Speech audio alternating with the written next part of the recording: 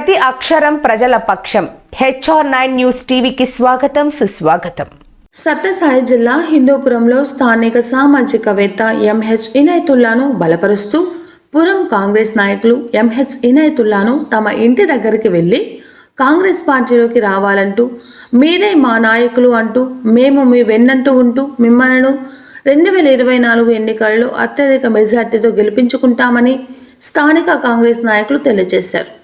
అధిష్టానంతో చర్చించి మీరు ఓకే అంటే స్వర్ణధారి గుండా మిమ్ములను ఆహ్వానించి కాంగ్రెస్ తరపున బీఫామ్ ఇప్పించి గెలిపించుకుంటామంటూ కాంగ్రెస్ నాయకులు శ్యామ్ కిరణ్ చర్చలో భాగంగా తెలియజేశారు.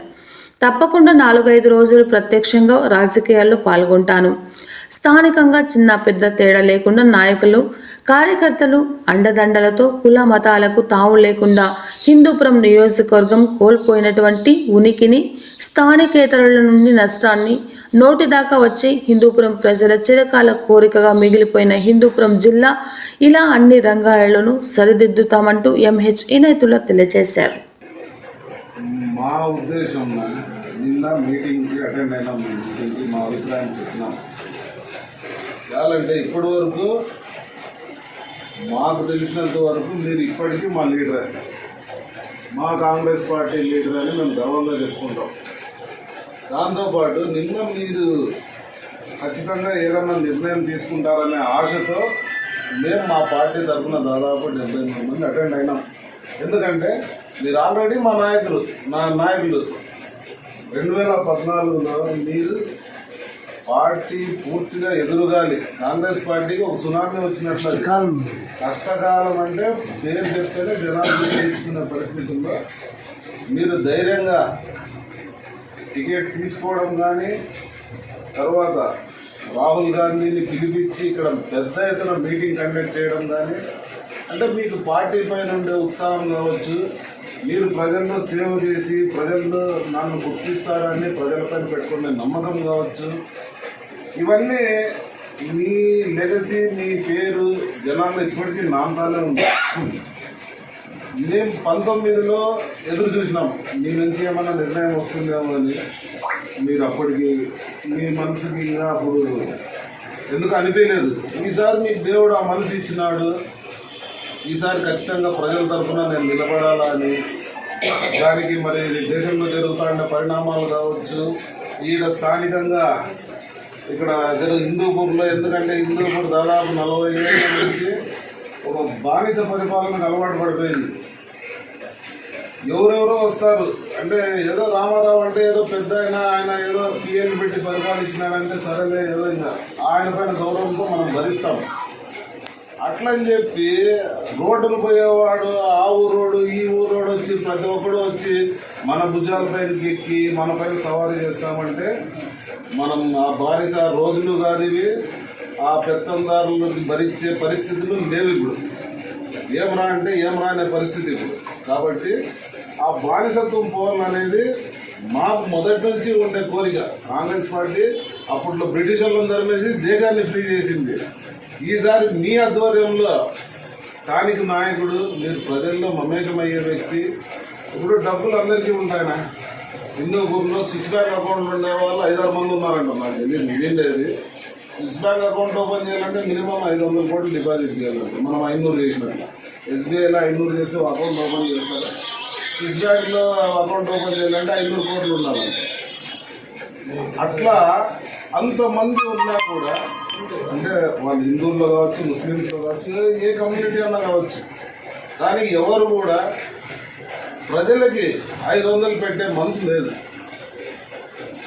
ఏదన్నా కానీ వాళ్ళ కష్టకాలం నేచురల్గా 2000 నుంచి 2010 వరకు విపరీతమైన కరువు కాలం. అది ప్రజలు విపరీతంగా వలసలు వెళ్ళిపోయినారు. బెంగళూరు కంట, హైదరాబాద్ కంట, ఆటికంట ఈటికంట బతుకు తెరువు కోసం. వర్షాలు లేవు, పంటలు లేవు, కనీసము పశువులకు దాణా లేదు.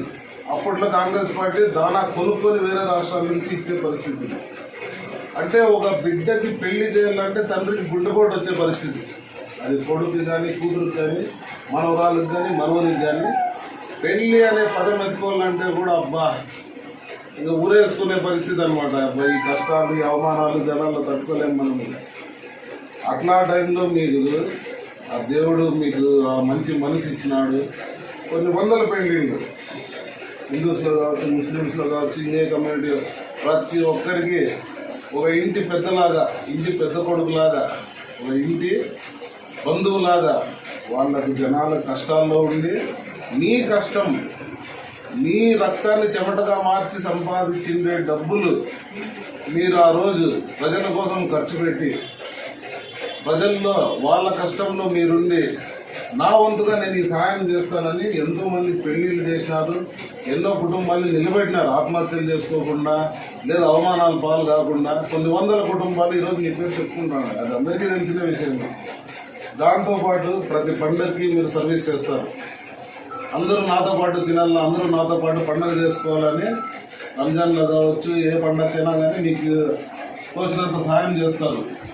విద్యార్థులు రేపు భవిష్యత్తు, ఈ ప్రాంత విద్యార్థులు చదువు లేక మధ్యలో చదువు ఆగిపోయి ఇబ్బంది పడకూడదని నీకు అయినంత స్కాలర్షిప్ ఇస్తాను. దాదాపు నాకు తెలిసి 500 స్కాలర్షిప్ ఇస్తానని నేను అనుకుంటానన్నా. నాకు ఎగ్జాక్ట్ ఇన్ఫర్మేషన్ చాలు.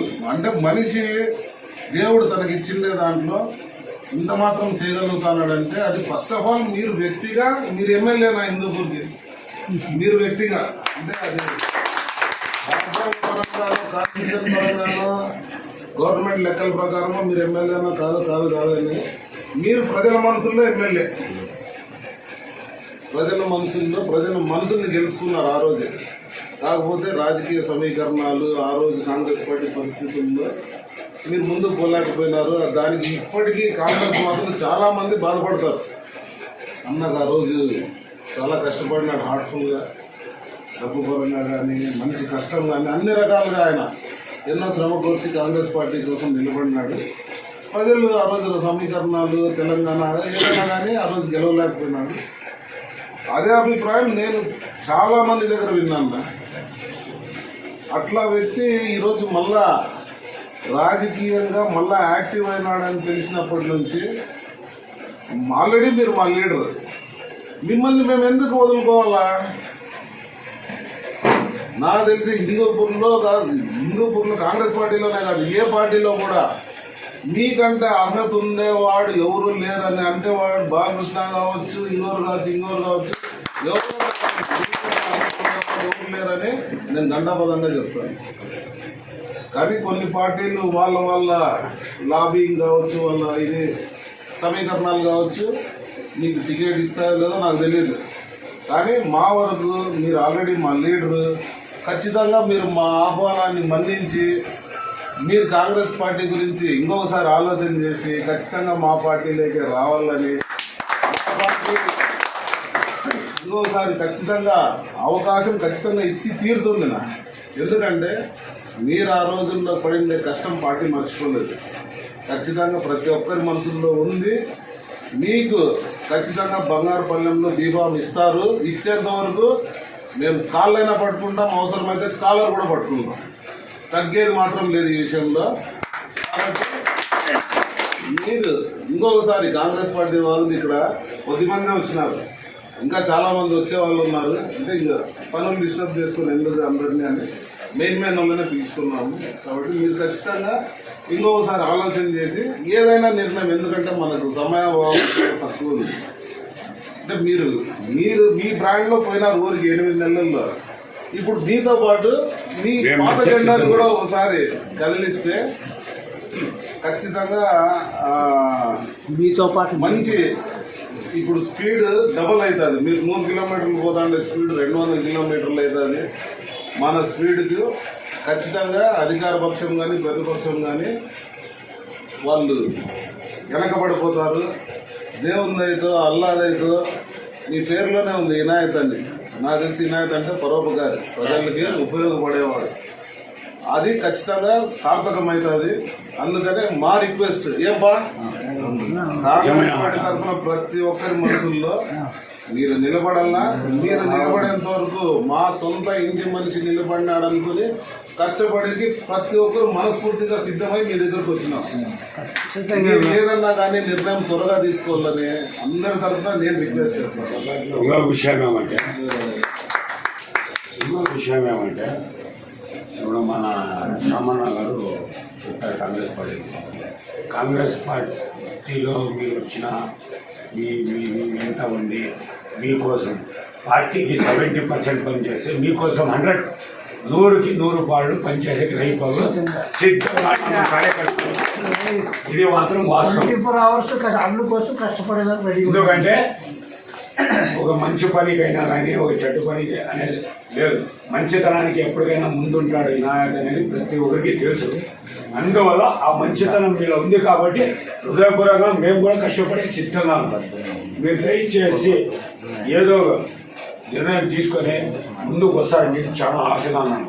ఇది వచ్చేస్తే మాకు ఒక కొండ మా చేతికి చిక్కినట్ల ఆ కొండతో మేము ఎలా ముందుకు తీసుకోవాలి, ఎలా మనం నడుచుకోవాలి, మన హిందూపురంలో ఎలా డెవలప్మెంట్ చేసుకోవాలి.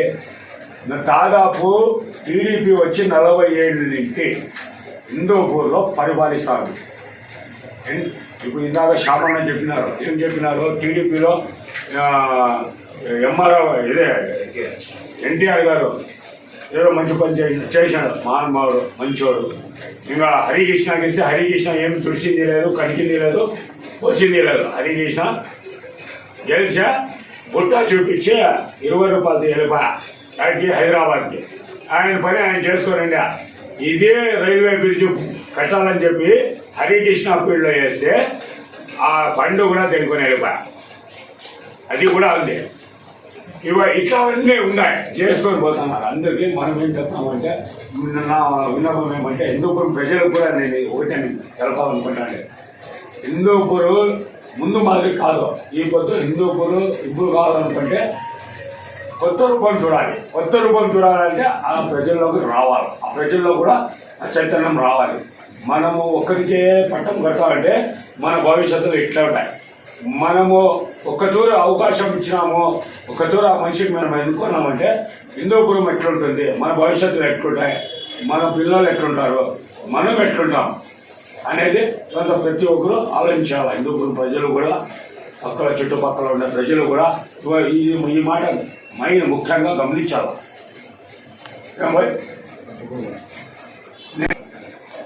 నిన్న మీకు చెప్పాను అవునా కదా, వాళ్ళు వచ్చి రెచ్చిపోయిన దానిలో వాళ్ళు 8 నెలలు ట్రైన్ వస్తుంది. బట్ 8 నెలలు 1 దినం 2 దినం 2 దినం అయిపోతుంది, 4 దినం అయిపోతుంది, 6 దినాలే ఉండేది. అయినా ఇప్పుడు మీరు చెప్తున్నారే కొండ అంతా బలం మాకు వస్తుందని, కొండ పీక్కొని మేము కావాలా అది కావాలా చేసుకుంటామని. కొండ పీక్కొని పోతే మీ శాఖ కాదు, కొండ జాగాలో కొండ ఉండే ఉంటుంది. మీరంతా కలిసికట్టుగా పని చేస్తే మాత్రము ఆ కొండకి ఇంకో కొండంత ధైర్యం వస్తుంది. అవునా కదా? ఇప్పుడు కొండ అనేది ఎక్కడెక్కడే ఉంటుంది, బట్ దాన్ని వెనకటి తీసుకొని పోయి మీ చాక్క. మీరు సరైన పని చేస్తే మీరు లేదప్ప ఇద్దరు మేము అందరం గెలిపించుకోవాలా, మాకు నిద్ర వద్దు, నీళ్లు వద్దు, తిండి వద్దు, కూర మేము గెలిపించుకోవాలని తీర్మానం మీరు చేస్తున్నప్పుడు ఇవన్నీ సాధ్యమే. ఎందుకంటే సరే మాట చెప్పాల్సిన పని లేదు, ఉండలేదు. ఎందుకు చెప్పాల్సి వస్తుందంటే మనకి రాష్ట్రం వెళ్ళగొట్టింది మీ కాంగ్రెస్ వాళ్ళే కదా, మా కాంగ్రెస్ వాళ్ళే కదా, ఉందిలే. ఆ నొప్పి అనేది ఉంది ప్రజల్లో. దానికి పరిష్కారం ఇవ్వాలంటే నేను ఒక ఎన్టీవీలో ఇంటర్వ్యూ ఇచ్చాను, అది మీరు చూసుకోండి. ఆ విధంగా వాళ్ళకి చెప్పాలి. హైకమాండ్ వచ్చి చెప్తే నా ఇట్లా లీడర్లు ఆంధ్రప్రదేశ్లో నేను అనుకుంటున్నాను ఒక 60-70 మంది ఉంటారనుకుంటున్నాను. బట్ వాళ్ళకి కూడా కాంగ్రెస్ పార్టీ గుర్తించి రాగల, ఈక్వల్గా కష్టపడాలా, ఊరికే రాదు. ఎందుకంటే వాళ్ళకి కూడా మీరంతా మీ హైకమాండ్ చెప్పించి పలానా ఏరియాలో ఇట్లా వాళ్ళు ఉన్నారు, వాళ్ళు పట్టుకుంటే మనకి గెలిచే అవకాశం ఉంటాయి అని నేను మంచి మెసేజ్ ఇవ్వాలి. నేను కావచ్చు చిన్న కార్యకర్త కాదను, బట్ మెసేజ్ ఇచ్చే దాంట్లో తప్పు లేదు. నువ్వు షాప్ చేస్తే షాప్ ఇంకోటి చేస్తా, ఇంకోటి చేస్తా, ఇంకోటి చేస్తాను. బట్ ఆ విధంగా నడుచుకుంటే మాత్రం ఇంకోటి గట్టిగా చెప్తా, ఈ దూరే నాకు అనిపిస్తుంది. వేరే వాళ్ళ గురించి నేను చెప్పను, వేరే వాళ్ళ నేను ఎన్నో నా మనసు కోసం అనిపిస్తాను అన్నమాట. రాత్రి కూడా ప్రకాష్ నాకు అడిగితే కాంగ్రెస్ పార్టీ ఒకవేళ రూలింగ్లోకి రావాలంటే రూలింగ్లో కాదు. కాంగ్రెస్ పార్టీ చేస్తుంది. బట్ వీళ్ళు తీసుకునే వాళ్ళు గవర్నమెంట్ ఏర్పాటు చేయాలా అని చెప్పేసి నేను రాత్రి చెప్పాను. వీళ్ళు లేకపోతే వాళ్ళు ఈ తెలుగుదేశంకి చేత కాదు, వైఎస్ఆర్కి చేత కాదని నేను చెప్పాను. ఆ భగవంతుని దయ వల్ల నా నోట్ వ్యాఖ్యాన అని జరిగితే మా యొక్క అదృష్టవంతులు ఎవరు ఉంటారు. ఎందుకంటే ఇంకొక 5 ఏళ్ళు వెయిట్ చేస్తామంటున్నాం మేము. పనికి రాకుంటే మాట అది. మా హంగుతో అగేర్పడితే మేము గెలిచినట్టే కదా. దీనికన్నా మంచి దినాలు మాకు వస్తాయా? బట్ కాంగ్రెస్ వాళ్ళకి ఒకటే చెప్పాలి, ఈ పథకాలు ఫస్ట్ రిలీజ్ చేసేది గట్టిగా హైకమాండ్ వచ్చి చెప్పండి అని రిక్వెస్ట్ చేయండి. రిక్వెస్ట్ చేస్తే మాత్రం టైం లేదని మీరు చెప్పాలి. అది వాస్తవం. టైం లేకున్నప్పుడు మనము ఇప్పుడు కర్ణాటక తీసుకున్నాము, తెలంగాణ తీసుకున్నాము, మధ్యలో మేమున్నాం. మధ్యలో ఉండి కూడా అయిపోదు కూడా కర్ణాటకకి దగ్గరుండే వాళ్ళు కూడా కాంగ్రెస్ వైపు చూస్తూ ఉన్నారు. వాస్తవం. దానికి ఉదాహరణ హిందూపురమే. ఇలాగది ఎవరు చెప్తా ఉంటారు మీ పేరు? అందులో ఈ స్పెషల్గా ఒకటి నాయకులు అనేవాళ్ళు ఉండాలని చెప్పేది ఇంకా ఉత్సవము. కర్ణాటక బేస్ తీసుకోండి, కర్ణాటక టెక్లో ఉండేది. అట్లాది తెలంగాణ దగ్గరలో ఉండేవాళ్ళు కూడా అదే ప్రకారం ఉండాలి కదా. 70-80 మంది ఇస్తారు. ఇద్దరు కాదు, మేము 2029లో ఫామ్ అవుతాము, అవన్నీ అబద్ధాలు. ఇద్దరు వాళ్ళు చిన్న నాయకుల నుంచి పెద్ద నాయకుల వరకు ఆలోచించేది. మనం ఈ దూరి ఎట్లా గడ్డకెక్కల్లా వాళ్ళు ఆలోచన చేసుకోండి. 29 అయితే అయ్యా పార్టీలు ఉండేవి,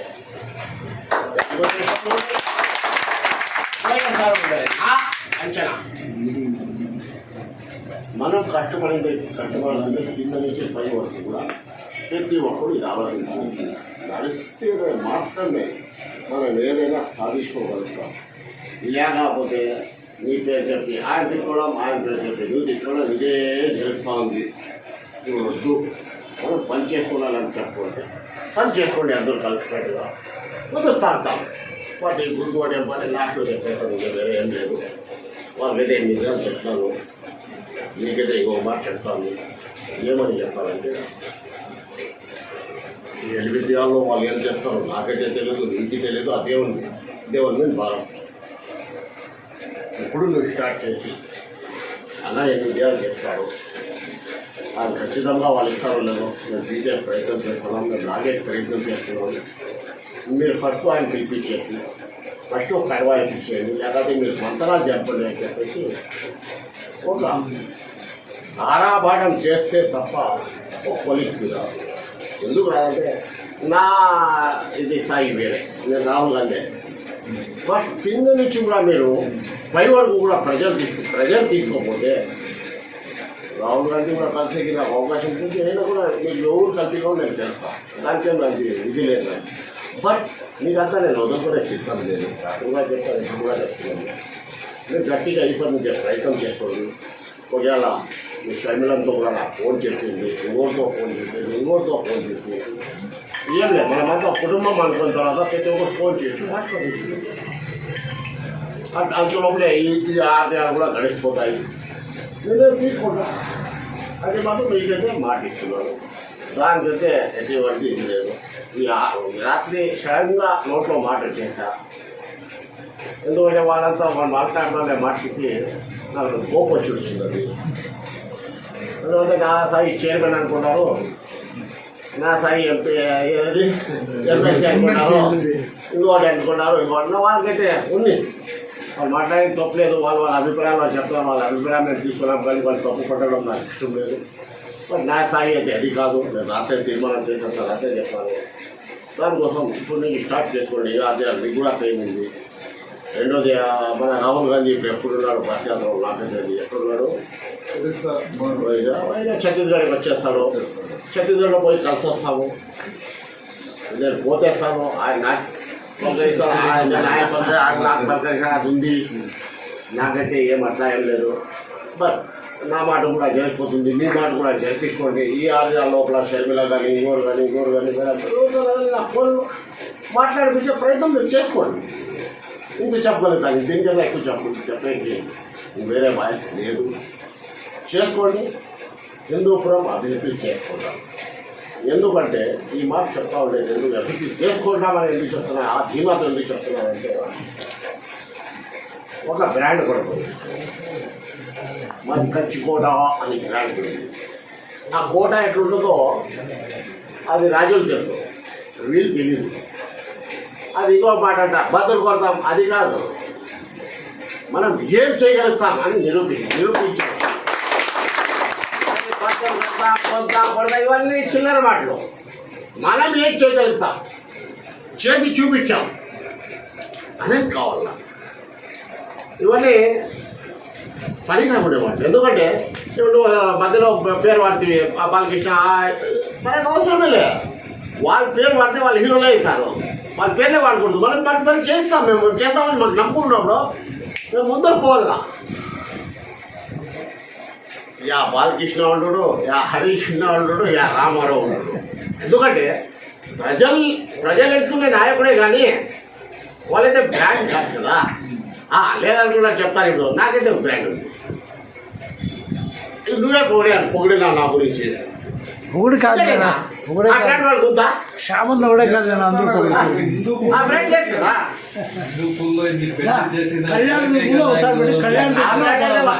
ఆ బ్రాండ్ అయితే వాళ్ళు లేదు కదా, నాకైనా ఉంది కదా. అట్లా కూడా మీరు వస్తున్నారు అంటున్నారు కదా. మీరు నిద్ర మానేయండి, తిండి మానేయండి, ఇంకోటి మానేయండి, రైలు పనులు కష్టపడతామని తీర్మానానికి వచ్చేయండి, కష్టపడి హెల్ప్ చేసుకుంటాం. అంతే కదా. బాలకృష్ణ కూడా ఒక మానవుడే కదా, దేవుడు కాదు కదా. ఎందుకు అది స్లీపర్ లాభం ఉండొచ్చు, నాకైతే రాత్రి ఉంది కూడా, నాకు కూడా బ్రాండ్ ఉంది కదా. ఆ రోజులు లేవులేండి. అదే దానికోసము మనం అంతా నిర్ణయించుకుంటే రాజ్యాలు ఉంది. రాజ్యాలు నాకు ఫోన్లు వచ్చాయి, ఇంకోటి వచ్చాయి, మంచి జరిగింది, చర్చలు జరపండి. ఒకటి జత అయితే ఏమవుతుందంటే మాకు కూడా ఒక సరేప షామీ రెడీ అంటే అనంతపురం నుంచి ఒక ఆయన ఫోన్ చేస్తాం మా ఆయన, ఇక కర్నూలు నుంచి వచ్చింది మా ఆయన, హైదరాబాద్ నుంచి వచ్చింది మా ఆయన, విజయవాడ నుంచి వచ్చింది మా ఆయన అనేది మాకు కూడా ఒక పరిచయాలు ఏర్పడతాయి. పరిచయాలు ఏర్పడినప్పుడు ఏ సమస్యలు ఉండవు. లేకపోతే ఇప్పుడు ఎవరైనా పనికి రాకుండా ఏం చేస్తారంటే ఏమో చింతా పార్టీ పొద్దున్నే ఇలా దాన్ని మా పార్టీలో కోసం మేము రాజీనామాలు చేస్తామంట. వద్దు ఇచ్చిపట్టి మాట్లాడుతూ ఉండేది నేను. ఇవన్నీ సమస్యలు వద్దు, మనం మన సమస్యలు వినకూడదు, పని చేయాల. వాళ్ళు రాజీనామాలు చేసి మాట్లాడితే పార్టీ వెళ్ళిపోతుంది. నేను మీరు పార్టీకి రాకపోతే పార్టీ ఆడ ఉండదా? అన్నీ పిచ్చి మాటలు, పనికి రాకుండా మాటలు. ఈ పనికి రాకుండా మాటలు పోలంటే ఒకరితో ఓటు కలుసుకుంటే అప్పుడు బ్రేక్లు అవుతాయి. ఫస్ట్ బ్రేక్లు అయింది. నోరు ఉందని ఎక్కడంటే మాట్లాడేది మానుకోండి. కాంగ్రెస్ పార్టీ లీడర్లకు అంతా చెప్తామన్నా, మానుకొనేసి పని చేస్తాము. ఎప్పుడైనా మా పార్టీకి ప్రాణం పోస్తామని ముందు రండి. అది నిర్ణయించుకుంటే మీరు ప్రజలు భగవంతుని దయ వల్ల మంచి దినాలు ఉంటాయి. కాంగ్రెస్ పార్టీకి ఉంటాయి. హిందూపురం పెడితే గోల్డెన్ అక్షరాలతో రాయాలి హిందూపురం. అదే తీర్మానించుకున్నాం. ఎందుకంటే చెప్పేది కాదు, చెప్పేవాడు చేయడు. ఏదైనా ప్రతి మీటింగ్లో పోయి చెప్పిన వాగ్దానాన్ని వీళ్ళు మంచి రోజు వస్తాయి, వెయిట్ చేయండి. ఇంతే చెప్తాను, వాళ్ళు చేస్తున్నాను. ఏదైనా చెప్పనా, నేను చెప్పను. ఎందుకంటే ఇప్పుడు నువ్వు చెప్తే పెళ్ళికి చేసే కాబట్టి ఆ టైంలో నేను చేస్తాను. అది పెద్ద పని కాదు. ప్రభుత్వంలో పంపించుకొని చేస్తాం, ఇంకోటి చేస్తాం, అది కాదు. ఇప్పుడు వాళ్ళ ఇది నేను నా సరే ఎమ్మెల్యే అనేది లేదు, లేదా ఎంపీ అనేది లేదు. నేను వాళ్ళకి హామీలు ఇచ్చి వస్తే రేపు పొద్దున్నే నా ఇంటి దాకా వచ్చి ఏమన్నా నువ్వు చెప్పొస్తే ఏం చేస్తావు అంటే మేము తనొచ్చాను కదా. హామీలు అయితే ఇవ్వడం లేదు, బట్ సమస్యలు అయితే జరుగుతాయి. దానికి మీ పార్టీలో నేను వెల్కమ్ అయిన తక్షణమే కష్టపడాలి. హిందువులు అయితే ముస్లిం అయితే మనం అంతా ఒకటే. నాదైతే అప్పుడు పిచ్చి లేదు. దానికోసము గట్టిగా ప్రయత్నం చేసుకుంటే ఖచ్చితంగా మనము తెలుసుకుంటాం. వన్ సైడ్ పోలింగ్ అయ్యే అవకాశం కూడా ఉంది హిందూపురంలో, నేను చెప్పుకున్నాను నా దీని ప్రకారం.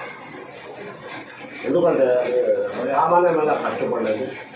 ఎందుకంటే మా వాళ్ళు నా అందాజు ప్రపంచం పుట్టినప్పుడు ప్రపంచం నాశనమే వరకు ఒక్కటి కలుసుకోవాలంటే చాలా ముస్లిమై ఇక ముస్లిం వాళ్ళందరూ వాళ్ళు ఒక్కటైపోవాలంటే చాలా ఇతరుల భగవంతుడు అయ్యా నా నోటి వాక్యంగా అందరూ ఆలస్యంలో పడినా అదైతే 100% అయింది.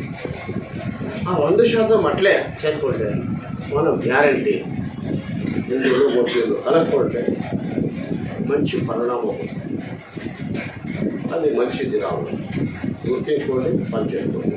దీనికన్నా ఎక్కువ చెప్పలేదు. నా మీ సమయం మీరు పెట్టాల్సినందుకు నేను మీకు సమయం ఇచ్చినట్టు నేను ముగిస్తున్నాను. ధన్యవాదాలు.